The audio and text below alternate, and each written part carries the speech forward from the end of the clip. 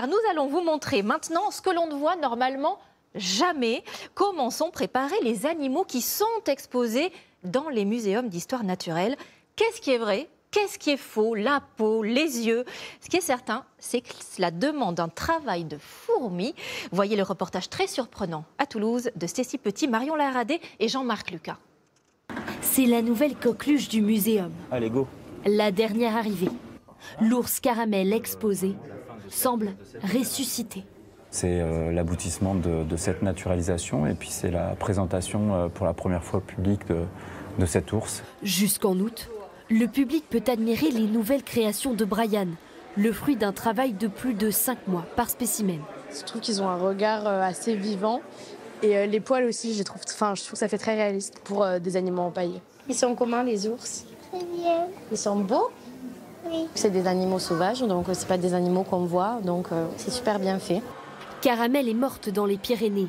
Sa peau bien préservée a permis à Brian de lui donner une seconde vie il y a plus d'1 an. À commencer par sa structure minutieusement préparée. Il a fallu la découper, la sculpter et surtout... À mon avis, t'es plus comme ça, là. Non ? Soigneusement mesurer chaque partie du corps à partir des os de l'animal, comme ce crâne, une base essentielle à sa naturalisation. Tout ça, en fait, va vraiment donner le là. À la fois la zone frontale et les arcades vont donner le là et vont nous permettre de construire et d'anticiper tout le reste. À côté de ça, on a bien sûr des prises d'empreintes aussi qui ont été faites sur l'écorché. On a des mesures, donc l'ensemble de ces vérifications vont nous permettre d'avoir normalement quelque chose de relativement abouti. Quelques mois plus tard, nous retrouvons notre taxidermiste pour un moment crucial, la pose des yeux. C'est ce qui est déterminant dans une dénaturalisation, parce qu'effectivement, le regard suscite l'impression de vie. Propre, soyeuse et gardée au frais. La peau de l'ours caramel. Une peau d'origine qu'il faut manipuler avec force. Elle est un petit peu difficile à passer. Pour qu'elle ne fasse plus qu'un avec son nouveau corps. Pas le choix. Après 5 mois de travail, elle doit coller au mannequin. Mais là, en fait, la peau reprend sa position, là où elle était initialement, en quelque sorte. Et du coup, oui, là, il se passe quelque chose visuellement. Pour la dernière étape, la plus longue du montage, le taxidermiste troque ses outils contre un fil et des aiguilles. L'ours sera-t-elle réaliste? Chaque zone sera-t-elle recouverte? Sur un spécimen comme ça, en travaillant majoritairement à 2, on en a pour à peu près 2 jours. L'ours peut enfin rejoindre la collection du muséum. Derrière chaque pièce, dans ces couloirs obscurs, s'activent des mains expertes et des chercheurs.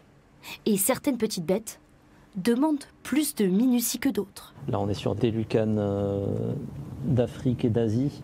Des insectes abîmés, extraits des réserves du musée, que cet entomologiste est chargé de remettre sur pattes.